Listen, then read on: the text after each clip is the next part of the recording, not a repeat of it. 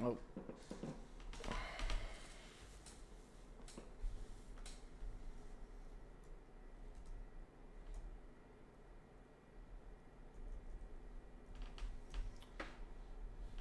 Well, sorry I'm a little late. Lots to cover today, to talk about today. And I didn't even get the streams up yet. But you know, at least we're only, 10 minutes late and I'm still unprepared.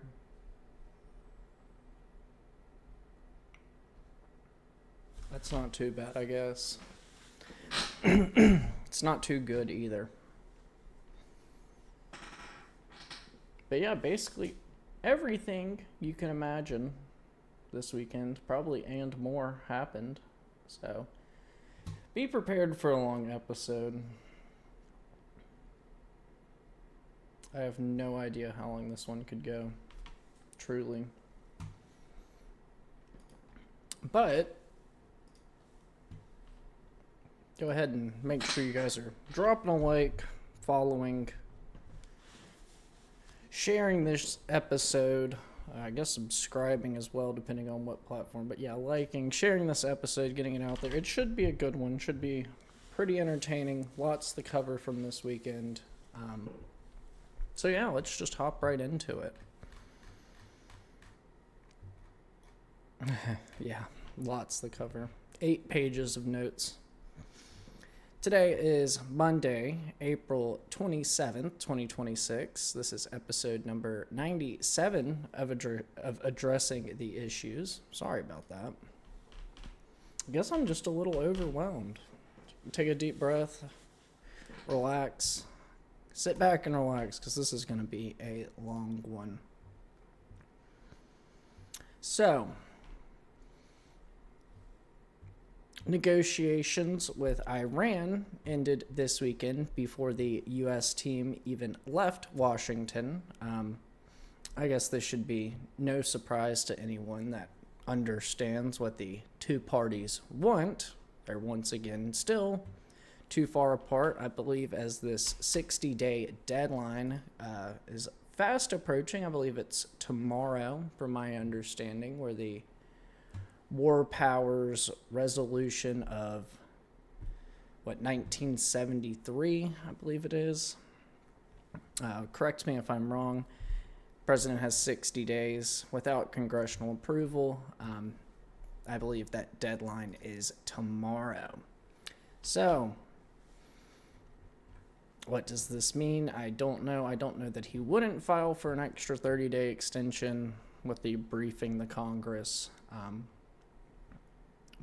And I don't know that Congress won't just okay a war, but apparently talks are still ongoing. Iran has offered the reopening of the Strait of Hormuz and an end to the war. Currently, the caveat to this offer is that nuclear negotiations would take place after. Everybody knows that the nuclear thing is a big red line for the U.S. regarding ending this war. It's unknown whether the U.S. will take this offer as an off-ramp and then do these nuclear negotiations at a later date or not. I believe that will end up with a deal that looks very similar to the JCPOA, which Trump is very proud to have ended. I think that's what this off-ramp would look like, us paying Iran with infinite money that we don't have, to get them to stop this nuclear proliferation, which apparently we've bombed them in Operation Midnight Hammer over, and now are looking for, I guess, or going into this current war. But that's what we're looking at now. Maybe our best option to save face in this just completely unnecessary, ridiculous war that we have found ourselves in. But let's talk about some of the other things going on in the region, and I guess around the world. With the closing of the Strait of Hormuz has led to not just energy shortages, meaning oil and liquefied natural gas, not just in Asia, but around the world, but it's also led to fertilizer shortages and price premiums. This happening in what is an exceptionally dry spring, particularly in the southeastern United States, also in the high plains, has the possibility of turning these fears of food shortages into a reality, compounded by this inability and costliness to import food or import these strained food supplies from elsewhere in the world.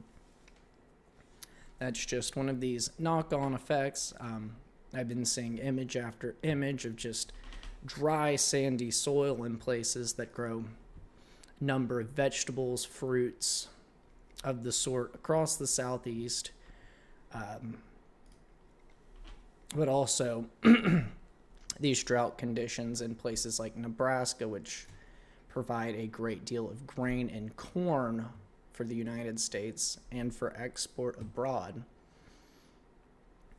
But this isn't good. I mean, not only can you not get the fertilizer in, they're paying exorbitant prices for what can be acquired in the fertilizer department, but also, even if they do use it, it's compounded by severe drought in the southeast, and severe drought in the high plains, wildfires in the high plains as well. Meaning it looks like this is going to make food very costly in the near to mid-term, this war. Which is another cost that you, the consumer, will be absorbing. It is, I guess just a coincidence that there is severe drought alongside shortages and increased costs in fertilizers.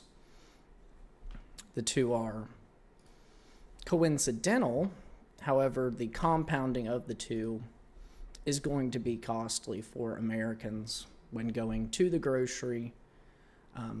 Alongside that, you do need oil to fire up these tractors, get them to produce this grain, vegetables, fruits, you name it.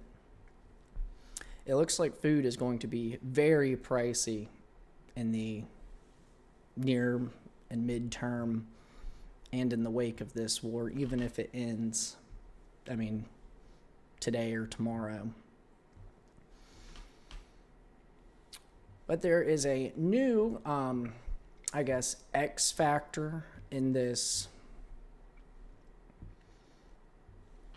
global energy and transportation crisis at this point. Another ship has been hijacked near the Arab Peninsula.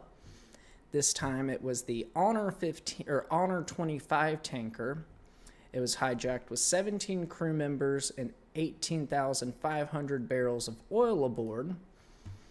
The ship was hijacked in the Bab el-Mandeb Strait, allegedly by Somali pirates. So intelligence has suggested that it is these Somali pirates who are operating under al-Shabaab, who operates under the Houthis, which everyone knows as the Iranian proxy force in the region in Yemen. This is a whole new factor of this global trade that could be further exacerbated.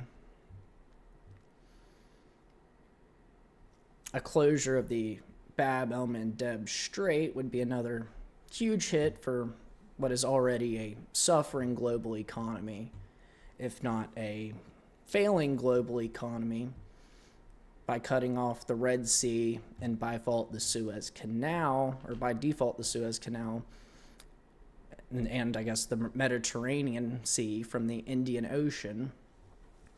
It's been claimed that if Somalia continues to act in this manner and enter the war alongside the Iranian Axis, jurisdiction for operations in Somalia would fall under AFRICOM.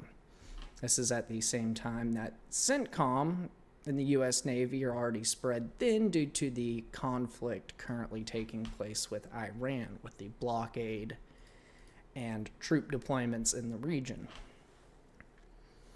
So, this is just one ship as of right now. If it continues to be a problem, this is another choke point, much like the Strait of Hormuz, except for this is one much more international trade flows through. Transit from Europe to Asia particularly. But, I mean, a lot more than that flows through the Bab el-Mandeb Strait using the Suez Canal. Let's see, actually. I probably should have done this. Suez Canal. Let's see how much global trade goes through. Percentage of global trade transiting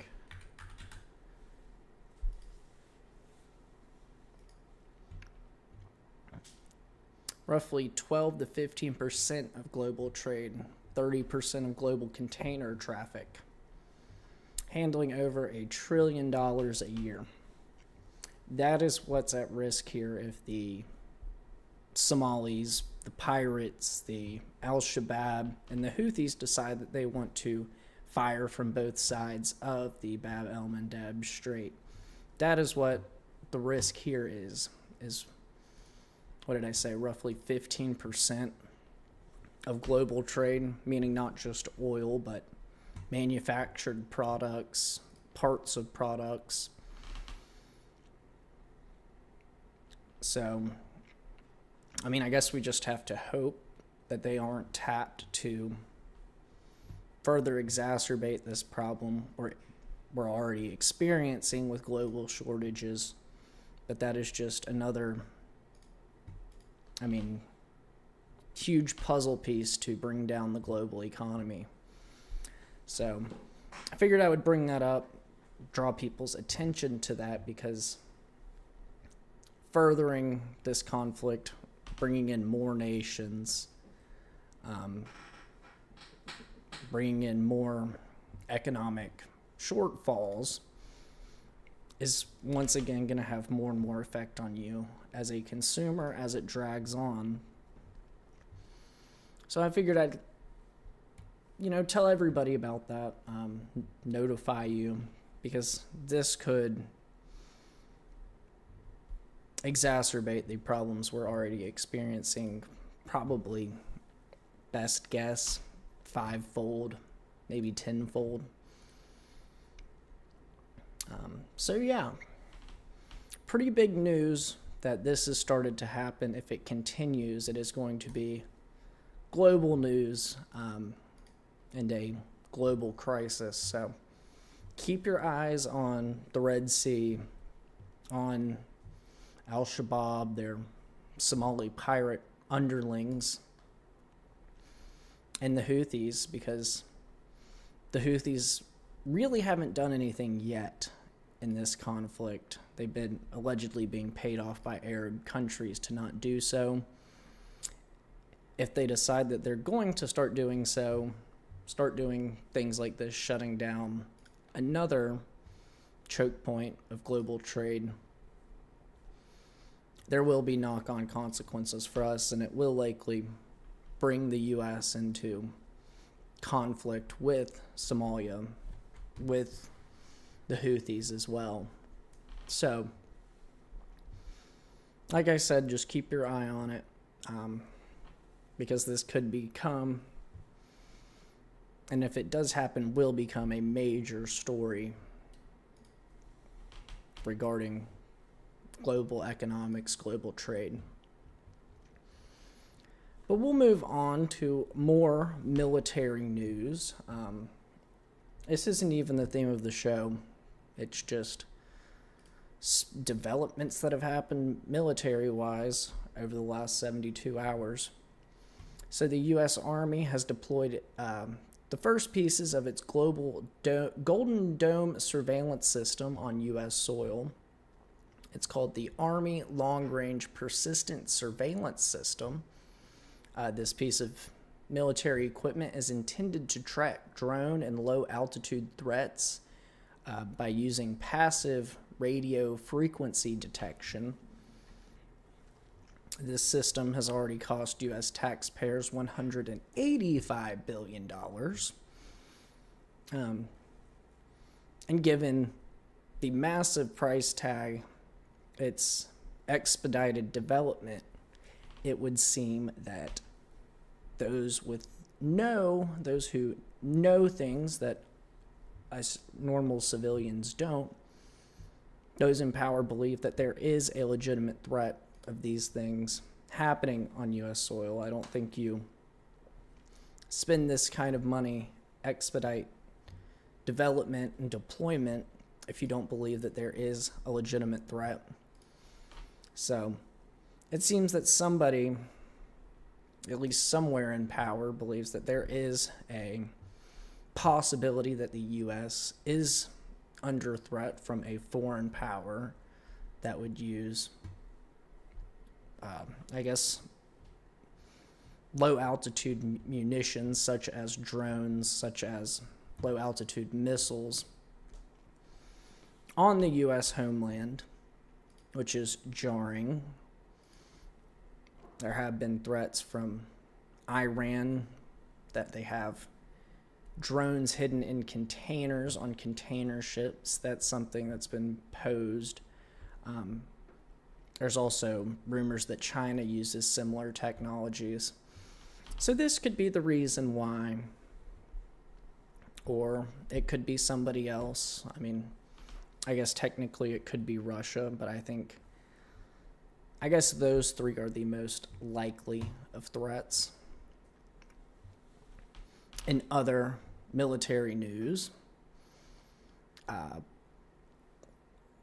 it's being reported that Pete Hegseth has fired the nuclear chief Andrew Hugg after his fun date with a James O'Keefe Media Group journalist. So I hope he had fun divulging secrets of chemical weapons to that journalist who had no intentions of going on that date except for to get you to spill those secrets. So to all the other people out there who are holding these high-ranking positions, top secret information, when a young woman or man, if you go that way, who is way above your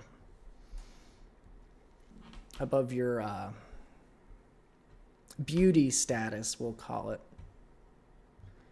wants to go on a date with you and is overly curious in the top secret information you may know, you should probably, first of all, not go on that date. Second of all, definitely not start spilling secrets of nerve agents and the like.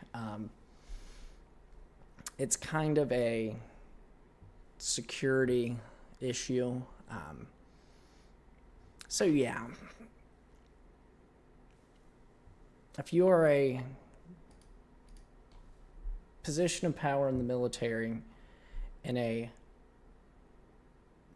really cute, 20-year-old girl or boy, if you like that stuff, wants to go on a date with you and starts asking you about chemical weapons and nuclear strategy, nerve agents, the stockpiles thereof, and is overly curious about that, you should probably, you should, one, realize you've been caught, you're going to be fired, but probably shouldn't go on that date or start spilling these things anyways.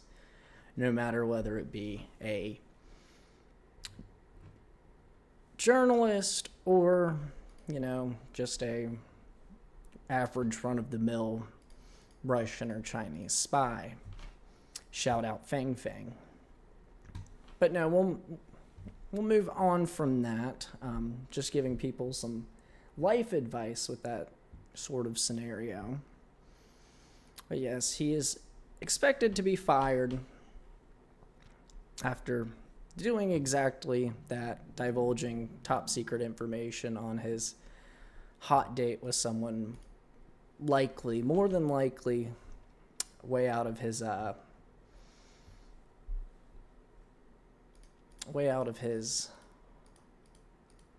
what's the word? Attractiveness range. So yeah.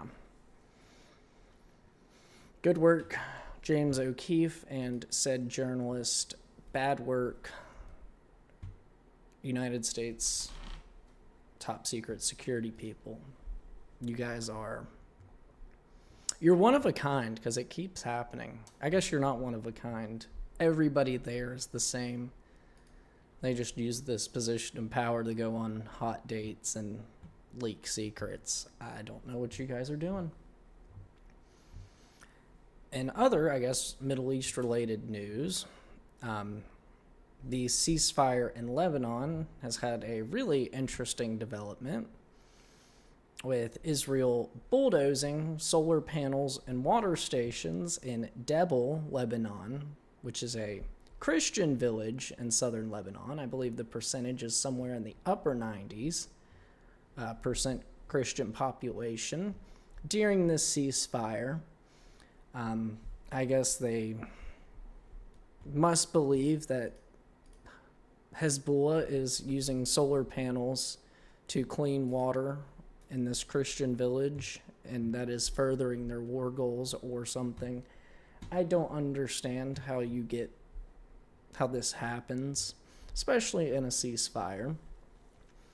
However, it is happening. There's videos online of it. I guess Israel believed they wouldn't get caught, except for they're doing it on a 1080p camera,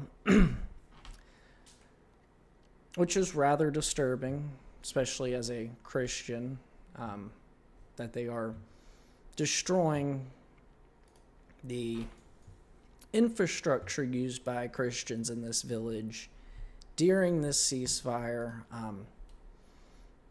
without any proven relation that this village's solar panels or water station has anything to do with Hezbollah's terrorist infrastructure. I would like to see them prove this. They probably can't. But Christians are once again collateral damage in this Israeli Hezbollah Lebanon war that is going on. And then I guess in related energy news, there was a natural gas facility in Springtown, Texas, which exploded over the weekend in a truly fiery fashion as a result of severe weather in the U.S. This is after the unit, I believe, is that what it was? UID. What was the Air Force base in Oklahoma that had a tornado on it?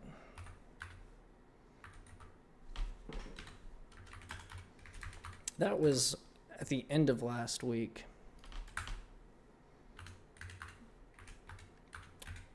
But while I'm trying to figure out what this was, Vance Air Force Base in Enid,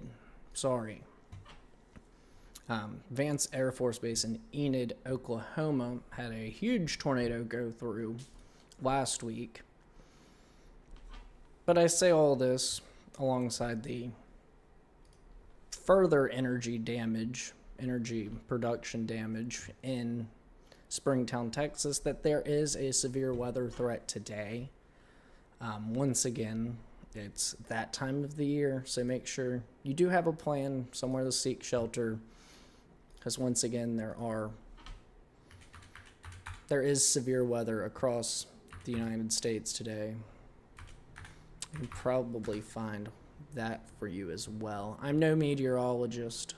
I just know tornadoes are very dangerous. So it looks like Missouri and Arkansas are the big centers of what's going on. Let's see. Tornado. Yeah. Huge risk today. Up into Indiana and Illinois as well. So yeah, make sure you have a plan if severe weather comes your way. Get away from, windows, interior room of your building, and as low a floor as possible, if not underground. Keep an eye out. Stay safe today, everybody. But we'll move on from war news, energy news, Middle East news, that amalgamation, which is ever present in U.S. civilian life nowadays, to the White House Correspondents Dinner. So Cole Thomas Allen has been charged with attempting to assassinate the president, transportation of a firearm and ammunition through interstate commerce with intent to commit a felony, discharge of a firearm during a crime of violence. He now faces life in prison, and I wouldn't be surprised if he gets terrorism enhancements on a few of these. It seems like I've seen this before. As many of you know, I went to the Ryan Ruth trial where he cited the leftist ideology of Nazi, Hitler, dictator, you name it. I mean, all that garbage. But it feels like I've seen this episode before. Just sitting in that courtroom listening to Ryan Ruth's self-defense. I don't know if Cole Allen will go the same route and defend himself pro se, I believe it's called. Is that what it is? Yeah. Go pro se in the courtroom. I don't think he'll go that route. We've all seen how it worked out for Ryan Ruth. But it's like we've seen this play out in America time and time again. I believe it's 5 times that somebody has tried to take the president's life, dating back to Butler with Thomas Crooks, the golf course, Ryan Ruth. Then you had the dude a couple months back show up with a shotgun to Mar-a-Lago and try and burn the place down. And now you have this, I think I'm forgetting one somewhere. I think it was like the Iranian threat, which I never saw enough on, but apparently he was convicted as well. But now you have this guy who tries to go into the White House Correspondents Dinner and do the same thing. I mean, how many times does this have to happen? There's actually a post from a Democrat, which I found absolutely surprising. Let me see if I can find it. I'll tell you who it was and read it. Representative Marie Gluesenkamp Perez says, "Please stop trying to murder the president." It's like, yes, please. This is absolutely crazy what is going on in America with radical leftists.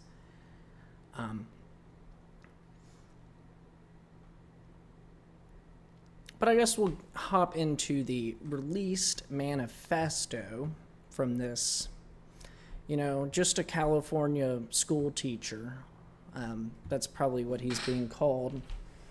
Of course, we've got light issues already, and we are so far from being done. Sun may go down before the end of this, and it doesn't go down around here till like 8 o'clock, but Let's see what the California school teacher, Cole Allen, has to say.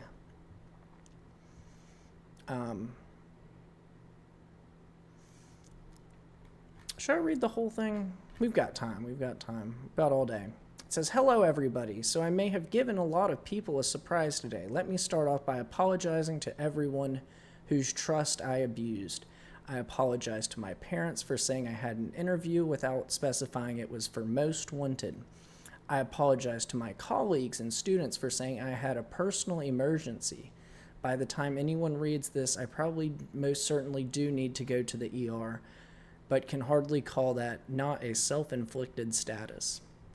I apologize to all the people I traveled next to, all the workers who handled my luggage, and all the other non-targeted people at the hotel who I put in danger simply by being near.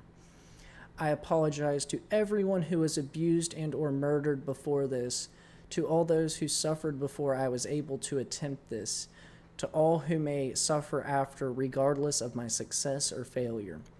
I don't expect forgiveness, but if I could have seen any other way to get this close, I would have taken it. Again, my sincere apologies. On why I did any of this. I am an American citizen of the United States of America.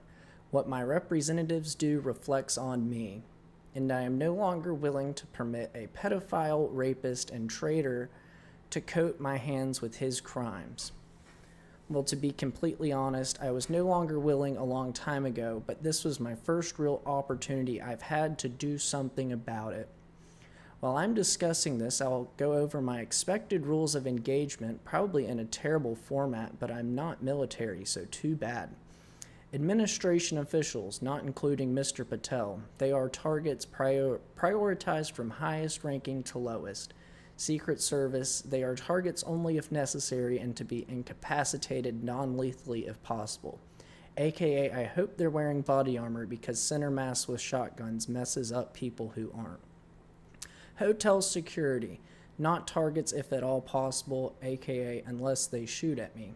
Capitol Police, same as hotel security. National Guard, same as hotel security. Hotel employees, not targets at all. Guests, not targets at all.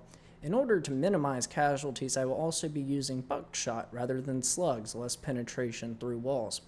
I would still go through most everyone here to get to the targets if it were absolutely necessary, on the basis that most people choose to attend a speech by a pedophile, rapist, and traitor, and thus are complicit, but I really hope it doesn't come to that. This is what is teaching your children in schools.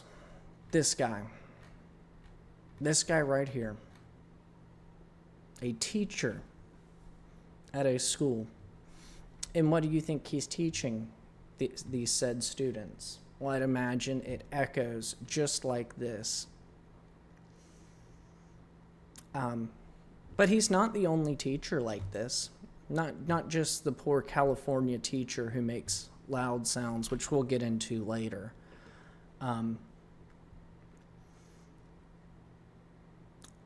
So it's been reported that there is a May 1st, apparently anti-ICE protest scheduled, which has started to cancel school for children across this nation because the teachers would rather be there than doing their jobs, educating their students. There aren't enough teachers showing up at school on May 1st because they want to promote this same rhetoric that this guy just demonstrated. It's claimed that the Madison Metropolitan School District in Wisconsin has already notified parents that May 1st classes are canceled so that the teachers will be able to go to these anti-ICE protests. In the state I was born, North Carolina, at least 7 entire school districts have canceled classes for Friday, May 1st, including 2 of the 4 largest school districts in the state. They don't care about teaching children math, science, how to be literate. Instead, they teach them how to be an activist, how to go out and incite violence. This is the troubles of a post-literate America, where literacy is no longer valued. You can only prove you are somewhat knowledgeable by being a activist, which is incredibly troubling when these kids can't read a book beyond a 6th grade level. None of them are ever going to know how to file taxes. They're not going to know how to understand interactions between medications that them and their teachers obviously are taking. They're not going to understand any of this. What are they going to understand? They're going to understand big bad orange man, anti-ICE, I hate America. This is what the children are being taught in schools by these teachers. In fact, so the teachers don't even care to teach them. They would rather go out and be protesters, provocateurs. This is modern teaching. These are your California teacher, your Wisconsin teacher, your North Carolina teacher. This is your Maryland dad. I mean, the list goes on. This is what is happening in your schools. And this dude is just a product of the same thing. But Marjorie Taylor Greene released a great statement, in my opinion. I'll read part of it on this shooting. She says, I'm 1,000% for releasing the manifesto, which I just read to you earlier. It says, I'm for releasing all shooters' information, including what SSRIs they are on, if any, all meds or drugs. But I want to know why the Trump admin released Cole Allen's manifesto immediately, but they still keep a tight lid on Thomas Crooks. Thomas Crooks is dead and actually did shoot Trump in the face. So why is all of this info/files totally sealed? It shouldn't be. Which I agree on every aspect of that statement. As anybody with a brain, anybody with, preschool level pattern recognition can tell there's a pattern here. These people are all on drugs, whether it be SSRIs, namely since Columbine. This has been a reoccurring theme, but even more so now that they're on these testosterone blockers, transgender drugs. This is becoming a major issue and threat to normal people's lives in America. Just normal people. People that go to political rallies, namely, I believe, Corey Compatore, who died in Butler as a result of one of these deranged people, likely on drugs, school children all across this nation as a result of transgender and SSRI drug-induced violence. Hockey players, and I believe Rhode Island, their families, as a result of this SSRI, transgender drug-induced violence. The same drugs that have a black box warning on them saying that, yeah, you might do these acts as a result of this drug. And we've normalized them in America. We say, oh, you're a little sad, take this, numb your emotions. Take this, become a girl, become a boy, whatever you want. Maybe we should put a little more emphasis on effective therapy, or maybe just insane asylums, honestly. Because this is such a reoccurring theme, and it's being normalized in medical care across this country with the same exact results over and over and over again. And you're pointed out as the bad person for noticing these things. No, there is an actual issue in how we're dealing with these people. We don't need to gender affirm them. We don't need to numb their feelings when they feel upset. We need to figure something out that actually works. Because this wasn't a normal occurrence until these things started coming out. SSRIs with Columbine. The absurd number of gender-affirming medication people that have went and gone after schools in recent years.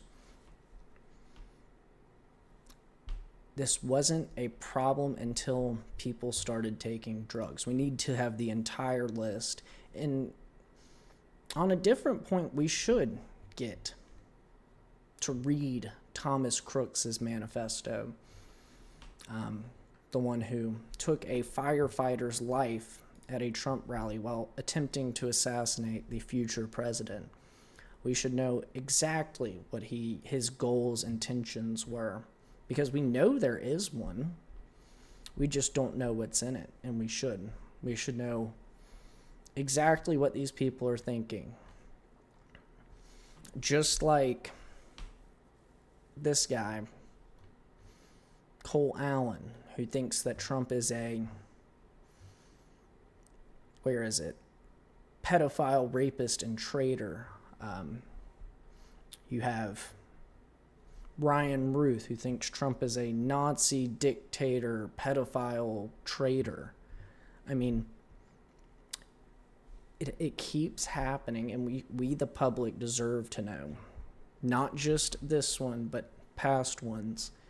So hopefully somehow we can get to the root of this issue. And I have my suspicions. It has to do a lot with the media's rhetoric towards him.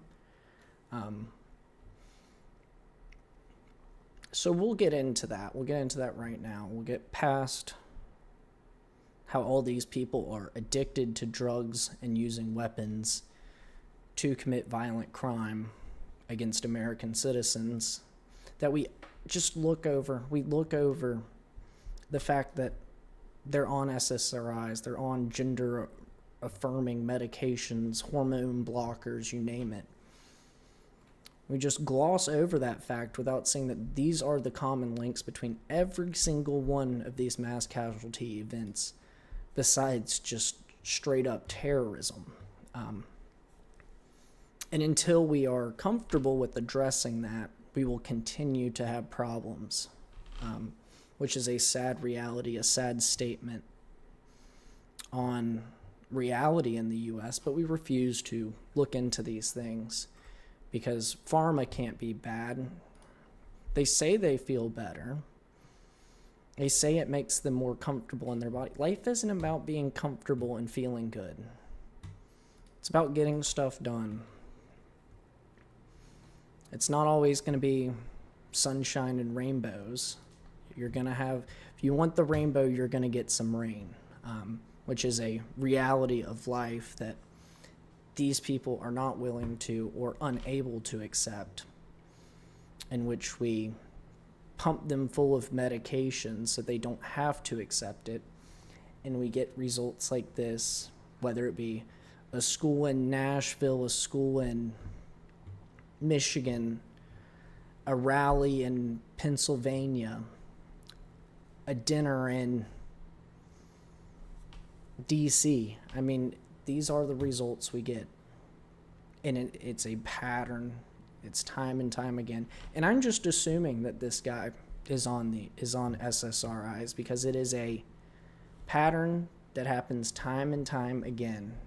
As soon as you find out one of these happens and you find out their medication, there's an SSRI on there. There's a puberty blocker. There is a pattern here, and until we can accept that there's a pattern and look into it, I don't think we even have a chance at stopping this, which is truly one of the saddest commentaries I've ever made in the almost 100 episodes on this channel, is we are too uncomfortable with looking in the patterns and called crazy if you do it. No, you're crazy if you don't look into them. Just the saddest commentary I think I can imagine is we have cumulatively as a society the pattern recognition of a 6-week-old puppy as a cumulative society.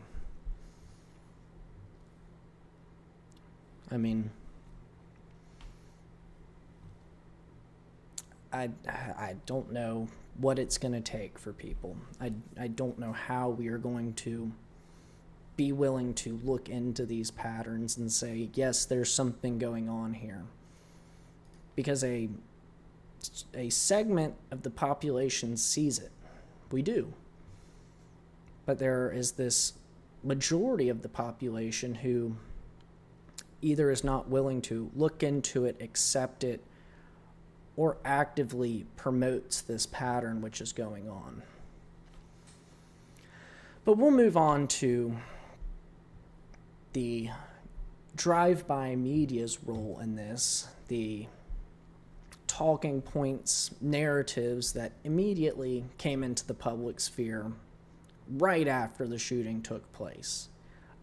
Republican, Democrat,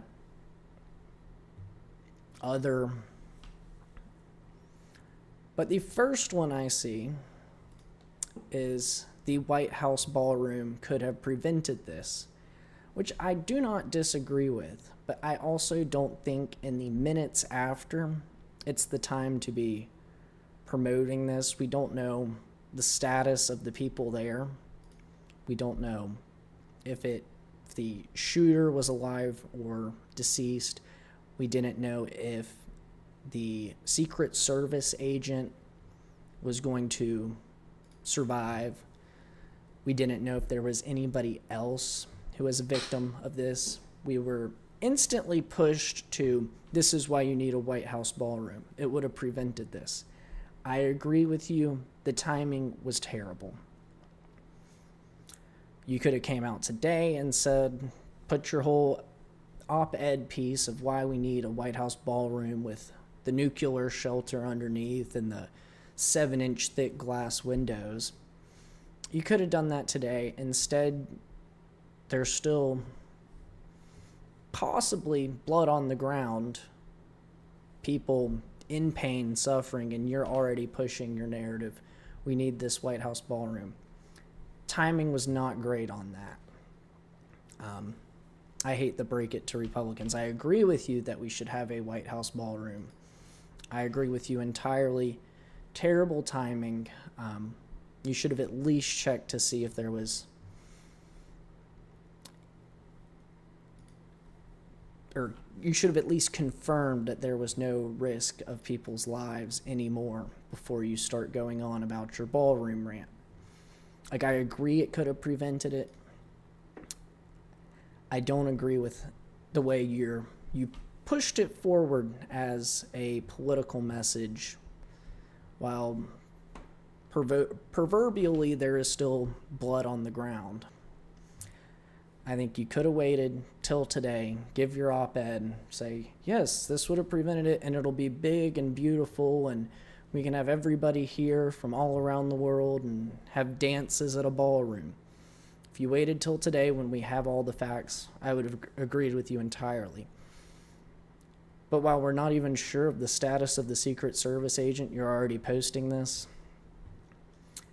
I think you need to re-examine your priorities just a little bit, because that's a little dark for me. Number 2, there is the security, namely Secret Service argument that they were a failure again and that they need to be reformed. Now, I don't disagree with you entirely, but this, in every sense, was a success on behalf of Secret Service. Now, I guess they could have done a better job looking through every single room in the hotel, who the people were, what they were doing there, where they were from. I still don't think you catch him. I don't think you stop it prior to it happening. I don't think he has any criminal history.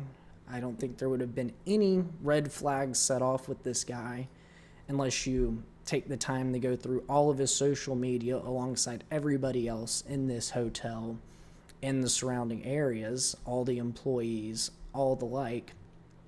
I don't think you catch that. So as a counterpoint, I think they did great in what they had. The president, the vice president, all major targets were safe. The only, I guess, issue could be that a Secret Service member was injured in this assassination attempt. But they kind of know what job they've signed up for. That's just part of the contract, is that you do put your life at risk in these situations for the president. And if you look at it that way, they did great. The president wasn't injured. Nobody else was deceased at the scene. So I think if you look at this objectively, you can't call it an objective failure. You can argue that after Butler, or since Butler, the Secret Service has needed reform. And I would agree with you. I also think that op-ed could have waited until today and not just jump to these conclusions, because honestly, they did a great job. There were no fatalities, apprehended the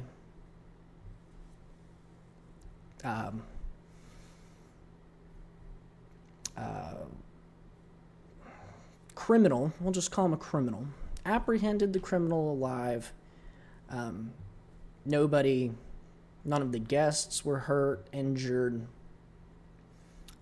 and only one Secret Service agent who sustained non-life-threatening injuries was taken to the hospital. Meaning, I can't see how it is a failure. I think that was a great success by them. But you could make your argument, like I said, today, as opposed to instantly start posting that nonsense, in my opinion. And even the president would agree with me, believe it or not. I know you're going to hate to hear this. He says, quite an evening in D.C. Secret Service and law enforcement did a fantastic job. They acted quickly and bravely. The shooter has been apprehended, and I have recommended that we let the show go on, but will entirely be guided by law enforcement. They will make a decision shortly. Regardless of that decision, the evening will be much different than planned, and we'll just plain have to do it again. President Donald J. Trump. So meaning even he acknowledges that Secret Service and law enforcement did a fantastic job with security. And you are arguing that they didn't, which is objectively wrong. I mean, the only way it could have gone any better is if the one Secret Service officer didn't get injured. The only way it could have went better. I can name you a million ways it could have went worse, but I can only name one way it could have gone any better, which should prove to you that they did, like President Trump said, a fantastic job on Saturday night. So now that we've addressed that talking point that happened, let's move on to the next one. Liberals instantly took this as an opportunity to scream from the hills about gun control. Not even admitting that it's liberals who are doing all this violent gun crime. It's almost like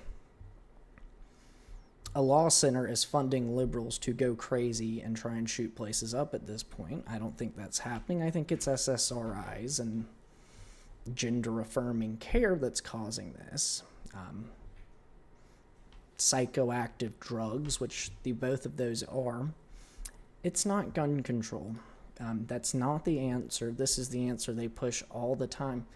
The answer is controlling your people, liberals, leftists. Controlling your masses, because they are absolutely out of control.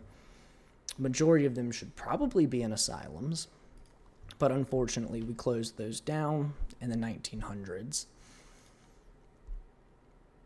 This isn't about guns. The guns aren't the ones doing this. These are humans. These aren't autonomous guns walking in the places, trying to assassinate presidents, trying to kill school children.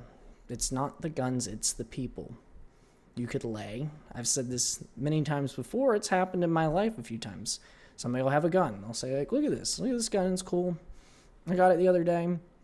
Clear the chamber, or take out the magazine, clear the chamber, lay it on the table. It never killed anyone. It just sat there because no outside force acted upon it. The guns have full control. It's the people that we need to control. And to be specific, it's leftists. It's deranged leftists that need to be controlled, not the guns. The guns don't kill people. It's the crazy people behind them. And I'll stand by that for forever. Because you can lay a gun down anywhere, and it does not act unless an outside force acts upon it. That's one of Newton's laws. I mean, it rings true for even weapons. The guns, they're not the issue, it's the people behind them. Now, if you want to argue for leftist control, I'm all for you. I'm completely behind you. But the guns aren't doing anything. They're being used as a tool by evil people. And the evil people are time and time again, these leftists on SSRIs, on gender-affirming care, psychoactive drugs, and radicalized by media rhetoric. That's what they are. They've heard way too many Nazis, too many dictator, too many pedophile, too many tyrant stuff while they're on these drugs where they can't even control their own brains, and they get access to a gun. You never find a rational person doing this, a normal person. You don't. It's the truth. So, you can scream gun control all you want. What needs to be controlled are radical leftists. Radical leftist terrorists. We'll make it specific. Then a fourth talking point that comes out time and time again by people who I don't think that they can possibly mean this honestly, because if they do, they are part of this group that needs to go to an insane asylum. Let's see if we can fix this once again. Staged assassination attempts. Staged. They said Butler was staged. If it was staged, it probably wouldn't have injured two and killed a firefighter in Butler. If these were staged, I think the results would be a lot different. I think they would have known he was about to run through the lobby of the Hilton in D.C. and acted a little bit differently. You are proving the point that you are crazy if you think all these things are staged.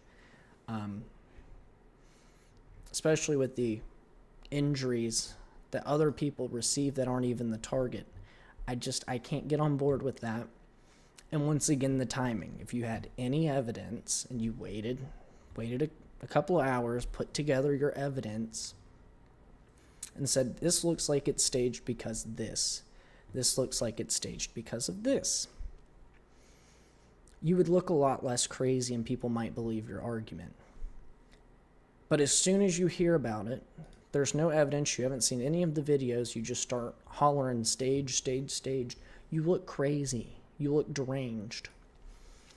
And maybe that's what they want to go for. I mean, that is, leftists in general are deranged.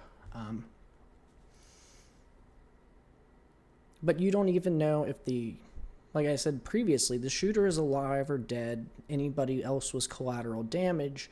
You're just sitting there yelling stage to promote your own political agenda, which is absolutely abhorrent and evil. You should have more care of humanity than what you are putting on display. So, I'm not going to believe these claims of staged assassination attempts until somebody puts forth a hint of evidence. I'm sorry, you are completely turning everybody off to your point by just opening up with staged, with no proof, no evidence. It's just your gut feeling, I guess. You get that gut feeling off all those SSRIs, I guess. I don't know. A whole bunch of medication will give you some type of gut feeling. And that's the one that says, oh, it's staged. I mean, come with some evidence. This is what Democrats lack every single time, is substantial evidence. And then when evidence is presented, it disproves them every single time. Maybe we need not gun control, evidence control. I think that's the next step. Beyond gun control, we're just going to be pushing evidence control and the full censorship program. Is that the next step? For Democrats, possibly. I mean, disturbingly possibly. They did that with the Black Lives Matter thing. They did it with the Stop Asian Hate. I mean, COVID. Evidence control. Censorship, as we like to call it. Anybody with a brain calls it censorship. I don't know. We'll move on to the next one. Number 5. Calming down the rhetoric. It's funny that this is used against President Trump when it is in fact the leftist media, your CNNs, your CNBCs, that are your NBCs, that are the ones with the most vile rhetoric. It's not President Trump. It's those who are okaying it with calling him a Nazi, a Hitler. These are the people that need to calm down the rhetoric. Yet, apparently, Trump needs to calm down the rhetoric. And I'll use a statement that he made in the moments after, not in the moments, the hours afterwards. President Donald Trump says, "In light of this evening's events, I ask that all Americans recommit their hearts in resolving our differences peacefully." Is that the violent? That's the rhetoric he normally uses regarding American civilian life. That's about as bad as it gets. Yet he gets called all these words that are meant to incite people to commit violence against him: Nazi, Hitler. You name it, dictator, tyrant, pedophile, all these things that are meant to incite violence against him. He doesn't say. He doesn't incite violence against leftists. In fact, nobody I know that it's a conservative condones these activities, inciting violence against people. We're all very anti-violent. I think it comes with the majority Christian nature that we are as a party.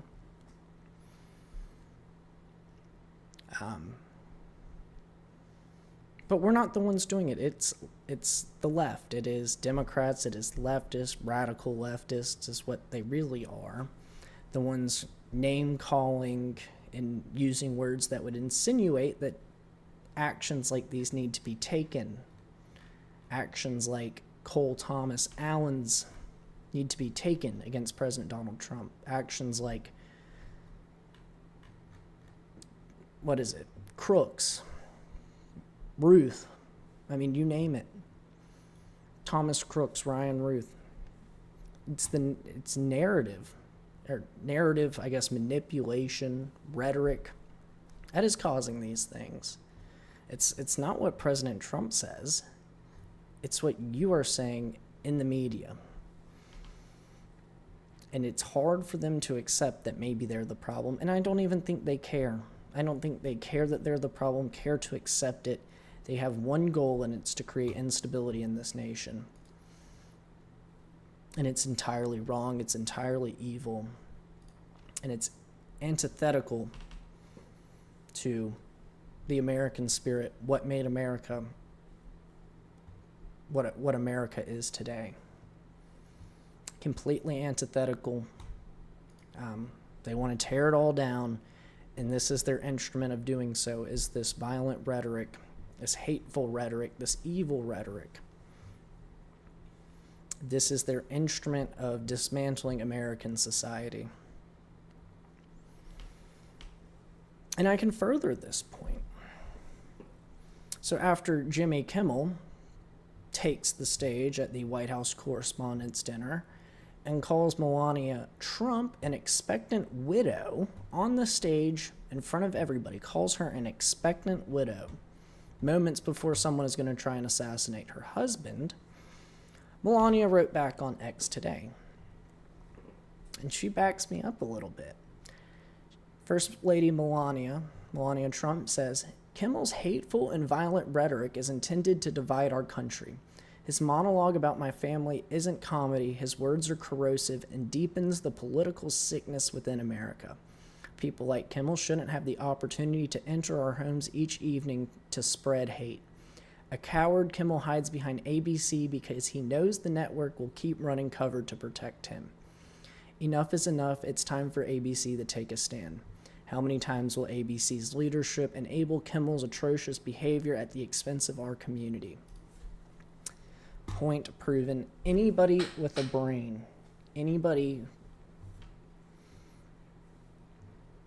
with any sort of education can see this. Anybody with any sort of pattern recognition, once again, above second grade level, can see this.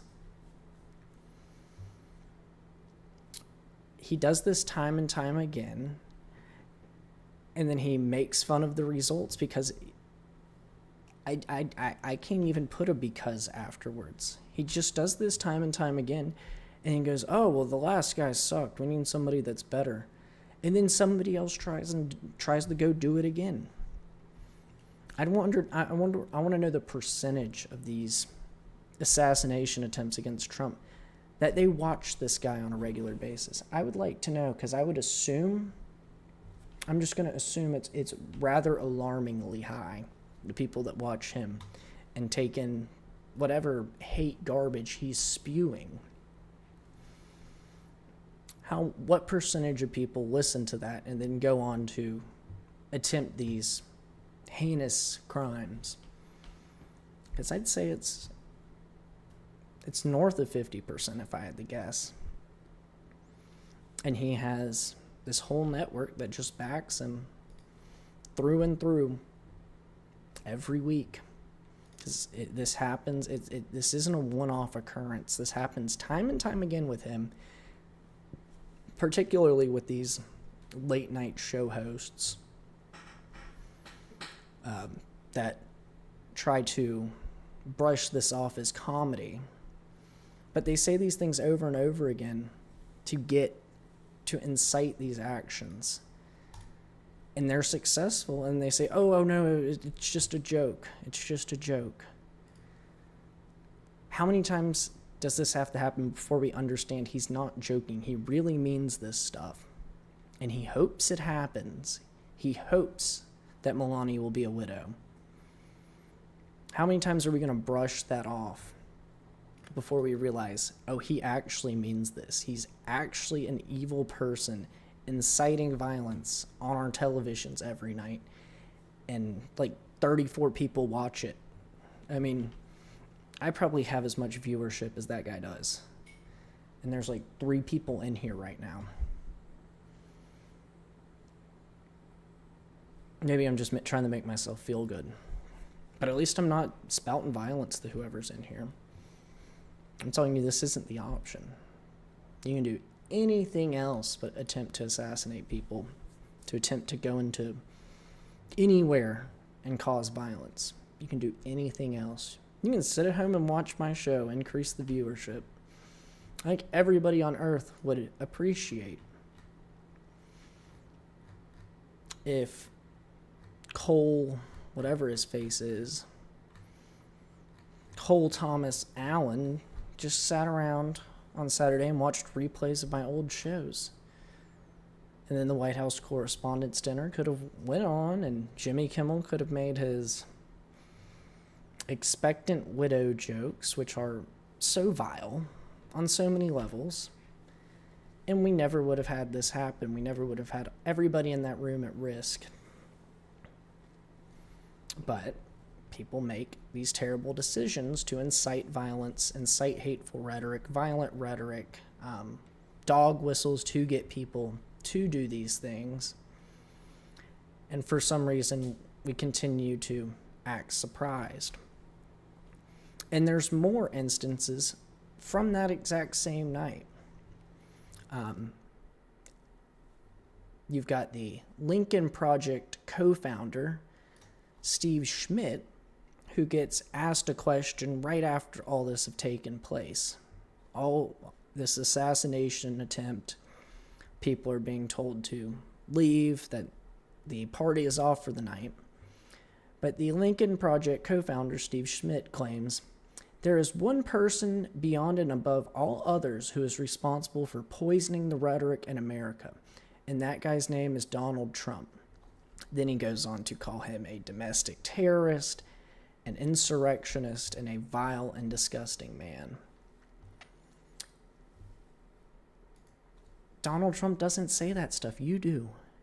You and your leftist media cronies are the only ones going down this dark, sick, twisted path.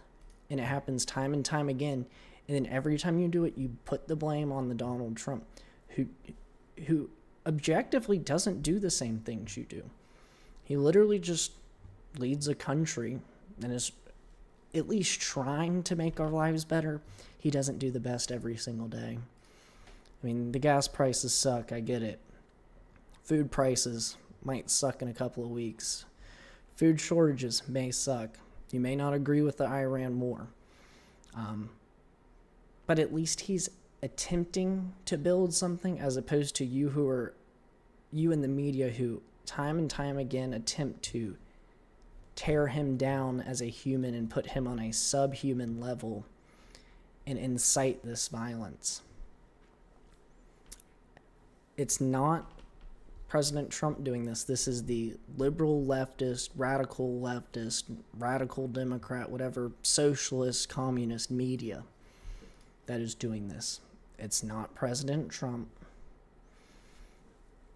In fact, I like I said earlier,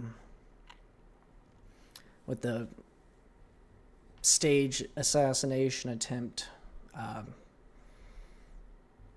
narrative spew, I want you to point to when he does this. I want you to point it out and come with evidence, because you're not going to find any.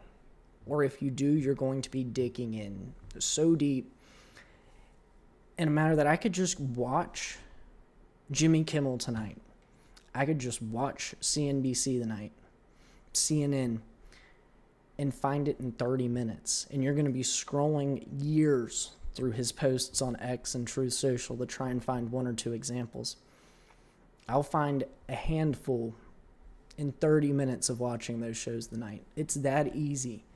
And you're putting the blame elsewhere when you're the one who can't accept your own blame, your own faults, your own issues. You're just putting it on somebody else because you yourselves, the multiple of you, are the ones with the hate in your heart, with the violent rhetoric. People who want to see America fail and Americans dead. You are the ones. And you push that off on somebody else. I mean, try and figure out the hate in your heart, because it's becoming a problem in America, particularly from the left's camp. The camp of, loving Democrats and loving socialists and nice communists and deranged leftists. That's where this is coming from. It's not coming from the president. It's coming from woke media. We'll just call it that. And then there's also another issue with these narratives that get pushed out every single time, just a broken press, as I would call it. But you've got articles coming out from the Washington Post right after. They claim that the dinner stopped after loud noises. I guess, yes, the gunshots were loud noises. But you could be a little more specific, because everybody there and everybody in D.C. probably knew exactly what those loud noises were, yet you chose not to be specific. And you choose to do this time and time again. It's like loud noises. I believe that also happened at Trump Golf Course in West Palm Beach. I think that also happened in Butler. I wonder what the one at Mar-a-Lago was. It was like a guy who just wants to make campfire shot dead at Mar-a-Lago. It's like we can't accept this as normal anymore. Like, we can't accept this broken, lying media. I mean, you expect them to be truthful. This is why they have freedom of the press, is so that they can expose truths. They don't have freedom of the press to just lie to your face time and time again and make up this incoherent crap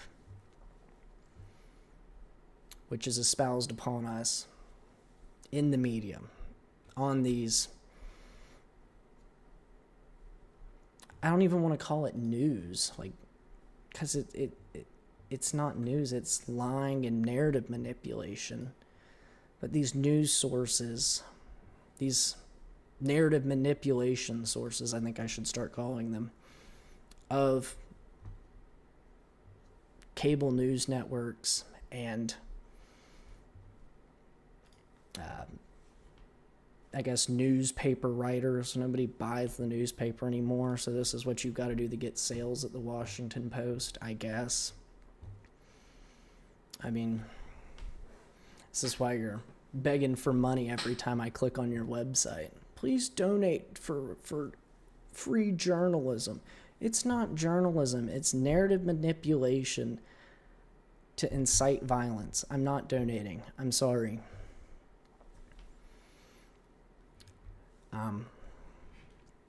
But yeah, so many problems with how this was reported, from the loud booms to just jumping to all these conclusions, both right and left, whether the conclusion be, this is why you need a White House ballroom, or Secret Service failed again, or gun control, or staged assassination attempts, or Trump needs to calm down the rhetoric. This is why nobody can trust you anymore. And I guess through this confusion, it allows you to push these sick, twisted, evil narratives. I guess that's the whole goal. And I guess maybe I'm just waking up to it on episode 97. But it seems that that's the whole goal, is to push people to do these violent crimes, to espouse hateful, evil rhetoric. And it's not even the person that you accuse of doing it, it's yourself that is the cause. And somehow you get away with it because you've brainwashed the masses through this forced okayingness towards these sick, twisted, evil ideologies. You've manufactured consent to these through strictly pushing these narratives time and time again. Which, I mean, it's a psyop. It's propaganda. It's the best classification you can have for this, is psyop propaganda by extreme leftists. And that's what our media is. Another sad commentary for today. But people have done some research and they looked into surveys, recent surveys, and they ask your party affiliation and if you believe that violence can sometimes be justified to achieve political goals. In a recent survey, 25% of people who identify as very liberal say that yes, violence can sometimes be justified to achieve political goals. On the other side, people who identify as very conservative, only 3% of respondents to this survey that considered themselves very conservative had the same response, justifying violence for political goals. This math means that on those on both of the extremes, extreme right, extreme left, the extreme left is over 8 times more favorable to political violence being used to achieve their political goals. And they're the party of peace and loving and kindness. Get that out of here. That is just bogus. And now you can start to understand why the Bolsheviks killed 20 million people in the USSR in the name of their political ideology. Because the left is a death cult. They love it. That's what they stand for. They want to see everybody who doesn't think like them 6 feet under. And we're supposed to act like they're normal people and that they shouldn't be in insane asylums. I think we've just got to try therapy with them, put them through like talk therapy or whatever you want. But if that doesn't work, straight to the asylum. We can't have people who think and act like this, that violence is okay for your political goals. 25% of the time they respond this way. We can't have these people running around in society. And even the 3% on the right, put them in the same place. This isn't how you spread your political ideology, is by the sword. You can't. You need to influence people through making them at least think you're right. At least. But no, the leftists want to influence your political ideology by violence and tell you that they're just loving for doing so. It's satanic. I don't know that the entire left is a satanic cult, but there are some elements there for sure.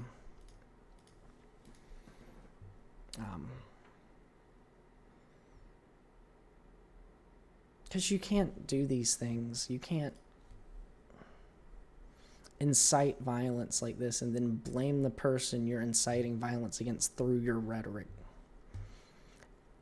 and making these dog whistles for easily influenceable people to go out and try and assassinate someone in the name of political violence and pushing your political agenda. You're just sick and twisted, and there's not much love in your heart. I'm sorry. But if that's you, I need you to start rethinking things. Think for yourself for once. Don't just listen. Sit down, look at the facts. Acknowledge, are these actual facts that you're looking at, or are these just somebody's opinion that says it's okay to do violent things if you disagree with someone? But I think a lot of leftists, Democrats, socialists need to sit down and look at this. Look at themselves from within and say, do I really believe this is okay? And I think a lot of them would change their mind pretty quickly when they see what this causes, the results thereof. And the others that don't, maybe closing all the asylums down in the 1900s was a really, really poor decision on the U.S.'s behalf. But we'll move on. There were some other rather interesting storylines from this White House Correspondents Dinner and the time shortly afterwards. You have RFK Jr., Dana White, and Michael Glantz, who all refused to cower during this attempted assassination.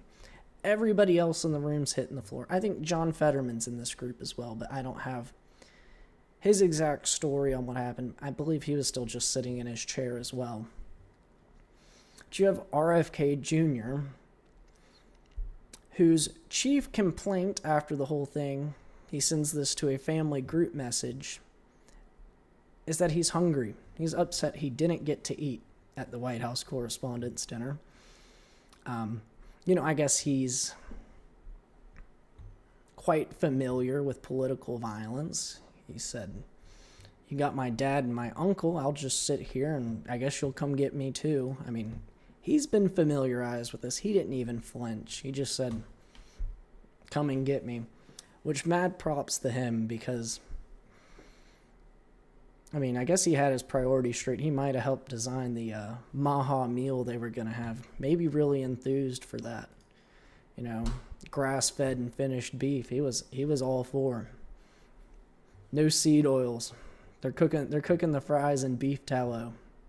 I'm ready. Bring my food out. Don't let this guy stop the show. But no, he was sitting there, just sitting up. And you have Dana White, who hilariously goes, "Oh, I thought it was awesome." He's talking about how much of an adrenaline rush it was.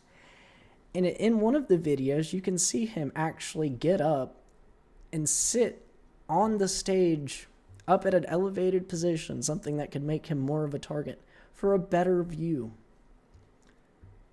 I guess you have to be a sicko to love MMA as much as he does, to love adrenaline rushes like that. But he was one of the other people that just didn't cower. They just said, let's see it happen. Let's see what's going on here. I thought that was pretty neat. And then you have Michael Glantz, who is seen eating his ice cream, finishing his ice cream while all this is taking place. Everybody around him's on the floor. He's sitting there eating ice cream out of a bowl. Legend. His response when asked why he didn't take cover, he says, "I just bought a new tux and I wasn't going to get it dirty on the dirty Hilton Hotel floor," which I respect as well. I think that was pretty baller of him, especially just continuing to eat his ice cream. Kind of sick. I don't know what his views are, but seems like a pretty cool guy if he's just going to sit there and eat his ice cream. It's like, I'm not getting dirty. I'll eat my ice cream, and if you want to target me, go for it. But at least I'll have a full tummy of ice cream. Kind of cool. Then there's, I believe John Fetterman was one of the others who didn't hit the dirty Hilton floor. I don't know what his reason was. I haven't heard that he has any cool stories, that he's either just hungry, wants ice cream, or was in it for the adrenaline rush. But I figured I would point these people out because I thought it was kind of funny, kind of interesting, especially RFK Jr. talking about how he's just hungry. Like, that is his takeaway from an attempted assassination attempt. I was hungry, they didn't let me eat. Kind of cool, you have to admit. Just wanted to eat my ice cream. Love the adrenaline. Pretty cool. You can't deny that. I wish I was that cool. I wish I was that cool as a cucumber in those situations. And then there's another, side story from this. There is the media. This is the White House Correspondents' Dinner. Plenty of media invited. The media who accuses everybody, every single person in the Trump administration of being drunks. We're seen taking wine bottles to go after an assassination attempt. Taking multiple bottles, stuffing one under each arm, putting them in their jackets. just taking them from the tables. There's just an attempt on the president's life in the lobby. And your first reaction is, if I'm going to go home, I'm going to take 2 bottles of wine from this that were free for me with me. And then I'm probably going to go home and start writing about how Pete Hegseth and Kash Patel are alcoholics and can't be trusted with anything, while I'm sipping on the 2 bottles of wine I just stole from the White House Correspondents Dinner to capitalize on an attempted assassination of the president. I mean, kind of rich. I mean, there's one picture of one of them drinking it straight from the bottle afterwards. Couldn't wait to pour it in a glass when you got home. You just got to drink it straight out of the bottle, the wine you just stole. I mean, can we take anything they say about somebody else being a drunk seriously ever again when this is how you react to a assassination attempt on the president in your midst? Is, well, if the party's over, I'm going to steal the wine and go home. And then report that these people are alcoholics and can't be trusted with anything. Maybe you should look in the mirror, because they can't even trust you to give you free wine anymore because you'll steal it. You have proven that you will steal it, and you can't be trusted around alcohol. You just proved it on live television in pictures and videos afterwards. You have no right to accuse anybody else of being unable to be trusted around alcohol when you can't be trusted with free bottles given to you by the White House,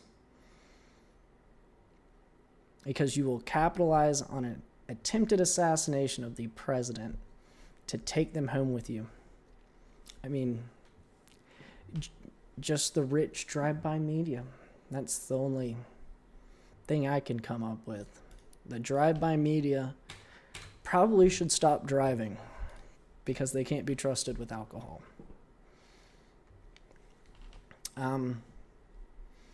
But yeah, that is the White House Correspondents Dinner in an hour, I guess. So many storylines going on there. So much craziness. And we continue to trust the media. You gotta love it. We've got a few more stories. Like I said, everything possible that could happen in 72 hours happened over the last 72 hours. So Republicans have joined the Democrats in an Orwellian law to put constant driver surveillance in every vehicle by the year 2027, meaning next year's vehicles will have a camera pointed at you, the driver.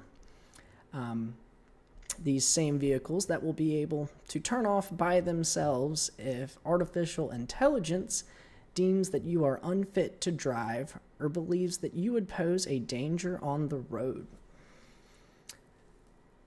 So, as opposed to interlock, we have AI interlock, which now has a video inside of your car cabin. Whether you be driving alone, driving with young children in the back, your family in the back, they're all on camera now, thanks to this new law. It's not like you're going to be able to opt out of this if you have children in the back seat who you probably don't want the camera being streamed to an unknown location. You won't be able to opt out. Your kids are on camera, and it's probably being sent to some database somewhere. Every parent on Earth should find this appalling that this would ever happen. The intention is to prevent drowsy and drunk driving using this AI technology, or driving under the influence in general. But I think anybody with a rational brain can see the issue here, that the car can be shut off if it deems you to be this. Now, what does this look like? We are not told. So imagine you have a facial anomaly, and the car automatically shuts off every single time you get into it because it thinks you're drunk. Maybe you've suffered a facial injury in which one eye doesn't work the way it used to anymore, and it determines that you look drunk and you won't be able to drive anymore. This is where we're going. I get it has great intentions. It's supposed to prevent drunk driving incidents, drowsy driving incidents, driving under the influence incidents. However, we have police for this. They're actually rather good at spotting drivers under the influence, believe it or not. But now this camera is being brought into your vehicle in which you have no way of opting out of.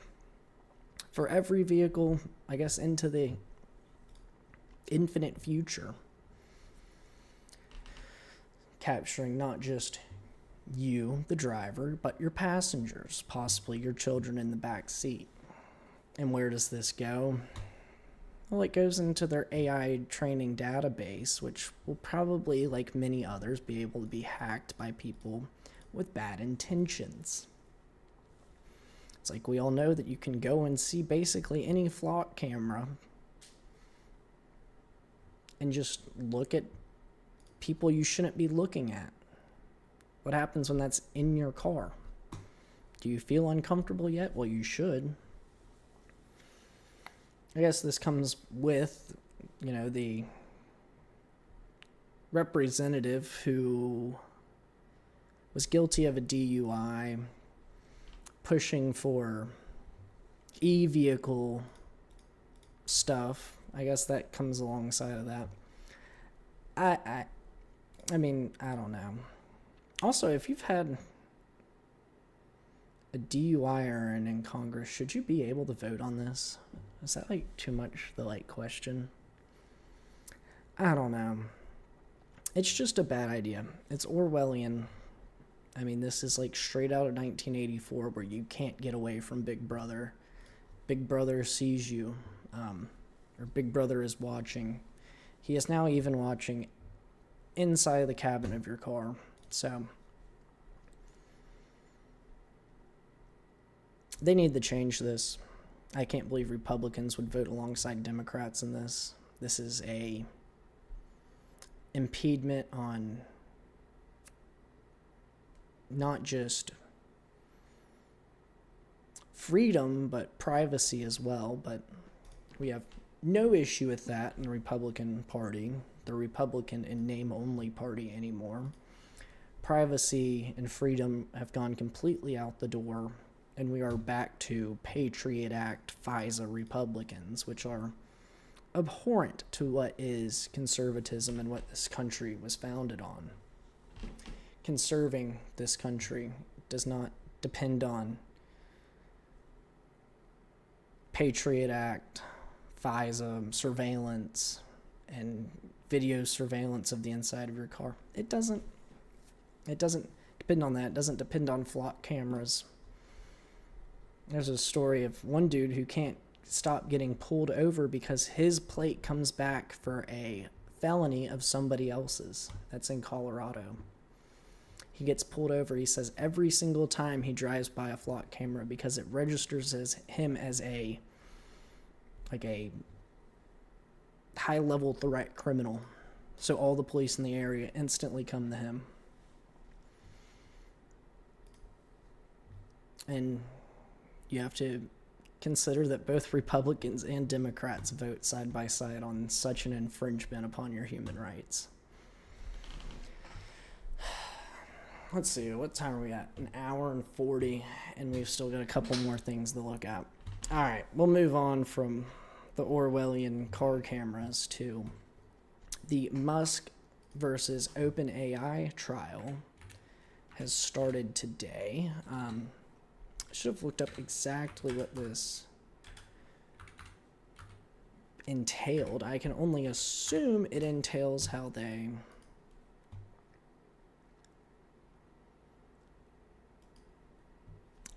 went away from their mission of being for good and turned to for profit.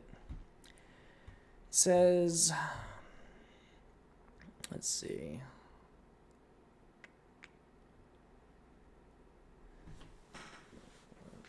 The lawsuit claims that Sam Altman, the current OpenAI CEO, double-crossed Elon Musk, going against the company OpenAI's founding mission, purpose of being an altruistic steward of artificial intelligence technologies.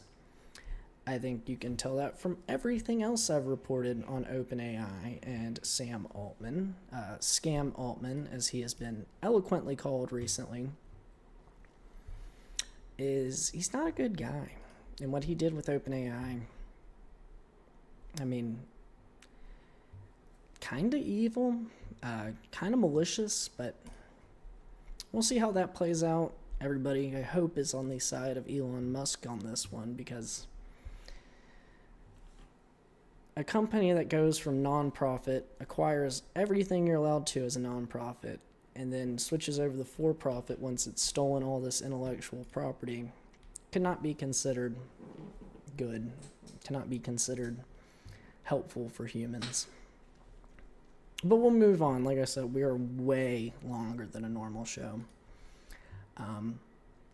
So, in other news, the Supreme Court allowed Texas's redistricting to go through after Virginia's 10-1 gerrymandering show last week, meaning that Democrats will be losing representatives if voters continue to vote the way they do in Texas.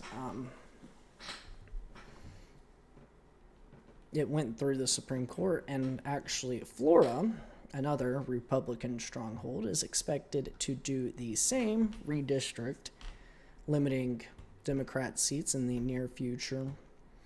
This is because Florida claims that the 2020 census did not accurately describe Florida's population influx thereafter, with likely many more voters and many more Republican voters than what is determined in the 2020 census, making it a state emergency to redistrict given population density changes.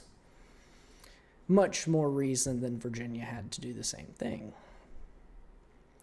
Because Virginia lost people, and Florida's population has absolutely skyrocketed beyond what is supportable, but that's here nor there. You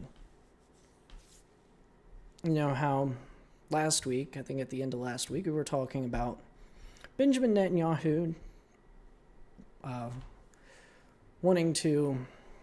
pushing off his announcement of his cancer diagnosis to continue his war. Well, today, his criminal trial, which has been postponed before, his trial hearing was canceled today, 90 minutes before it was supposed to begin. He cites security concerns as to why Israeli media is citing security concerns as to why it was once again postponed and canceled. Like I said last week, nothing is more important to him, nothing is more important to him than bombing Arab countries, which is kind of crazy to me. And then we have news in the Warner Brothers buyout by Paramount. It says, it claims that Paramount wants the FCC to allow Middle Eastern investment into its proposed deal to buy Warner Brothers. This instantly makes me think about the Qatar, Emirati people that claim that this money, that Gulf funds are being used to manufacture consent to buy, goodwill from American media. Typically, it was claimed that it was small podcasters that were receiving this, but now it is Paramount, which is attempting to get Qatar and Emirati money, along with Saudi Arabia money, in this buyout. I wonder if these people who were accusing others with no actual evidence of taking Gulf money, are they going to have the same energy when it is Paramount doing it in the buyout of Warner Brothers? I have my suspicions, and I don't think they'll even touch that with a 20-foot pole, but I don't think they'll keep that same energy. I think it was used as a slanderous attack on smaller media people, particularly Tucker Carlson's one that has been attacked for doing this with no evidence, at least none that I've seen, nothing substantial for that sake. Are they going to do this for Paramount like they did for podcasters? I don't think they will. I don't think they're willing to. I think it was a slanderous attack put on by people who, I guess, just wanted attention. And I sincerely don't believe that they will keep this same energy when it is a Larry Ellison media conglomerate such as Paramount. I think it's David Ellison, sorry. I don't know. You don't mess with the Ellison family in the media. I'm talking to you, Larry. Larry, you need to attack. I'm not different Larry. Larry also goes by Laura, this one. But Larry, you need to go after other Larry. Because he's got Qatar money. He's got Emirati money going into the media. Are you going to do it? Larry La? I know you aren't. You would never do that. Because he has the same ideology as you.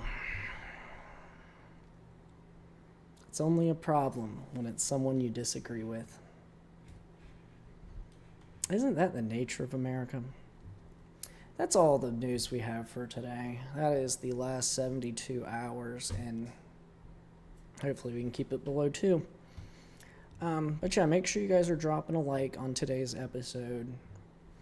Following on Rumble and Kick, subscribing on YouTube, subscribe on Rumble if you'd like to financially support me. I would appreciate it very much. You can do it as a one-time subscription or monthly.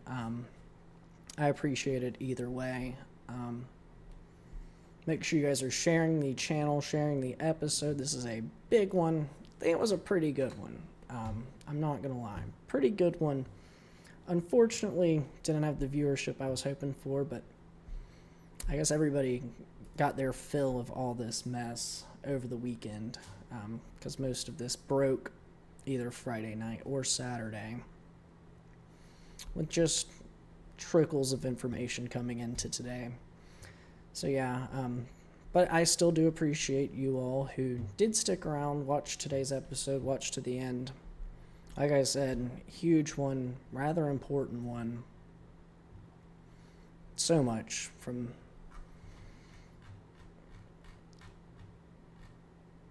three people removed, Somali pirates to Iran to leftist terrorism to the government spying in your cars and everything else in between. I mean, huge episode today, so if you are watching, share it with somebody. There's a lot to catch up on from this weekend, and if you were only watching the stellar Talladega race, you would have missed it all. If you were only watching the NFL draft, you would have missed it. But that's what I'm here for. By the way, before we get into this, excellent Talladega race. Excellent. Shout out Carson Hocevar, legend. But yeah, we'll get into the good news. We're going to go into the book of Matthew today, starting at Matthew 47 through Matthew 56. There was one point in here that I really spoke to me over what's been going on recently. It says, while he was still speaking, Judas, one of the 12, arrived. With him was a large crowd armed with swords and clubs, sent from chief priests and the elders of the people. Now the betrayer had arranged a signal with them. The one I kiss is the man. Arrest him. Going at once to Jesus, Judas said, Greetings, Rabbi, and kissed him. Jesus replied, Friend, do what you came for.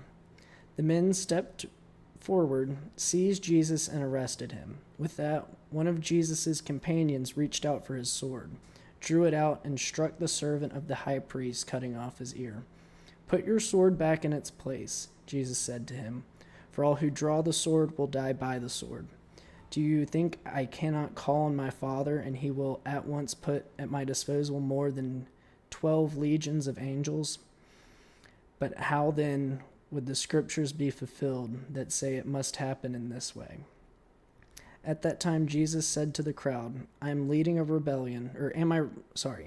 the time Jesus said to the crowd, Am I leading a rebellion that you have come out with swords and clubs to capture me?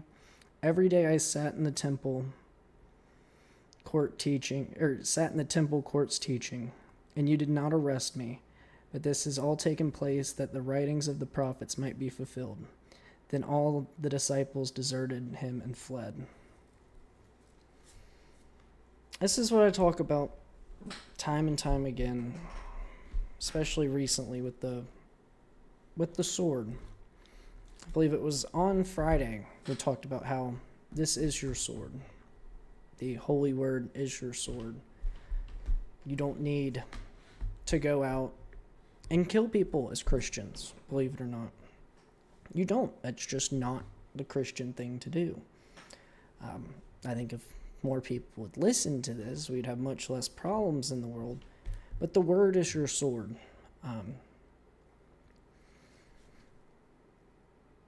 But I think it's very prophetical. I hope that's the right term. But when he says, put your sword back in its place, Jesus said to him, for all who draw the sword will die by the sword. A lot more people need to hear that message in everyday life around here.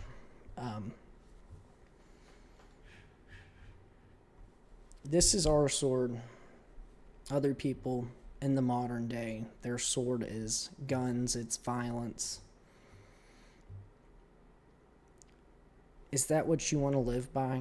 Do you want to live by the gun, die by the gun, live by the violence, die by the violence? Or do you want to live by the word? The word's not going to kill you. It can't be leveraged in that way. Everything else that people are using to fight, violence, guns, swords, it can be leveraged against you. It's like the old saying, sticks and stones may break my bones, but words will never hurt me. We'll go back to pre-K with that. You can't leverage words to kill somebody. That's just a fact. You can live by the word, and you should die standing by that word. This is to say you shouldn't live by the sword and die by the sword. That's not what Christians' natures are. Our nature is to love our brother, love our neighbor, love our mother, love our father. It's love. That's what this book is about. It's about love. It's not about going and slaying Persia or going and slaying the rest of the Middle East or going and slaying Jerusalem. That's not what this is supposed to teach you. It's supposed to teach you love. It's not about going out and slaying a politician. It's not about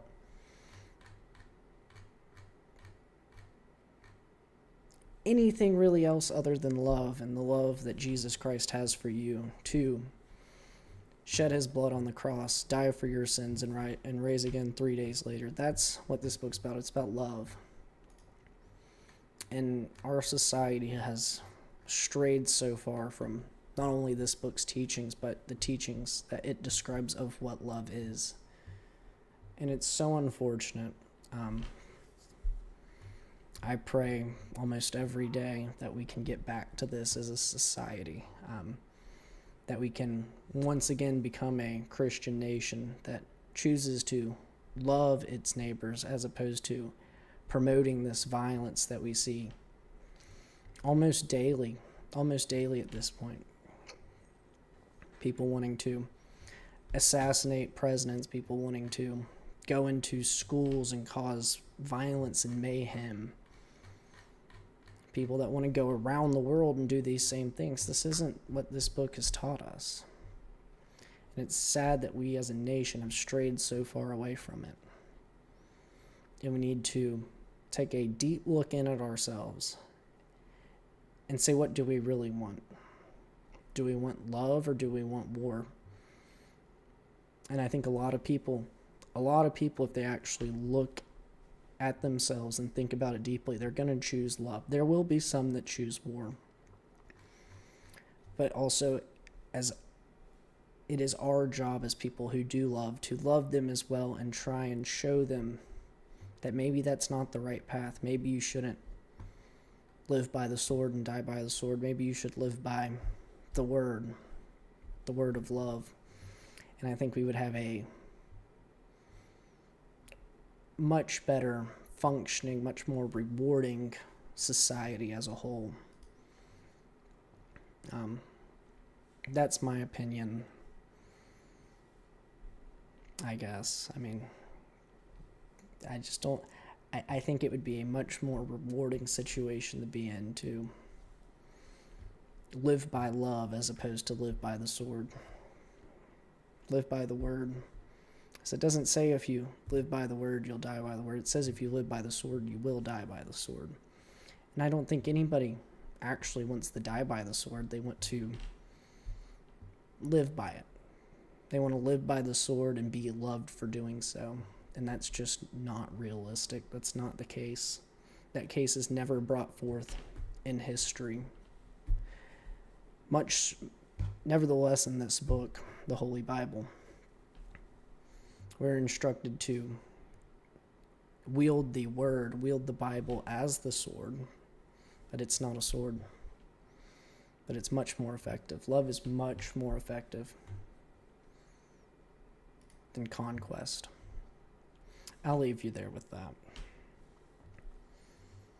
Hope everybody enjoyed their weekend. Make sure you guys are dropping a like on this show. I hope you enjoyed it. Insanely long one. 72 hours and into 2 hours. The most eventful 72 hours, they say. They say it's the most eventful 72 hours in 72 hours of history. At least that's what they say. But yeah, I hope you guys enjoyed the episode. If you did, make sure you're dropping a like, sharing the episode, sharing the channel, subscribing on YouTube, following on Kick, following on Rumble. But thank you guys for sticking around to the end today. I know it was a long one. Lots to cover. Lots of stuff that you needed to be up to date on because we are in a very fast developing situation in this world right now, not just in the Middle East, but at home. It seems every single day it gets faster and faster. Stakes are getting higher and higher as well. But yeah. I thank you guys for sticking around, watching, hopefully getting a little bit of understanding about the last 72 hours, and hopefully even more so what Jesus expects of us. That's the most important part of any of these episodes. But yeah. Guess thank you guys for watching. I'll get this done before 2 hours, I promise. But yeah. Tomorrow I should be back at 4:45 Eastern Time. Hopefully there is much less to cover, but I did think it was very important to keep you all up to date with everything that's been going on. So until then, thanks for sticking around to the end. To my people on the East Coast, I hope you get home safe. to my people further west. I hope you finish up your workday strong and get home safe as well. I'll talk to you guys very, very soon. I didn't make it. We went right over 2 hours. Sorry, everybody. I'll see you guys soon.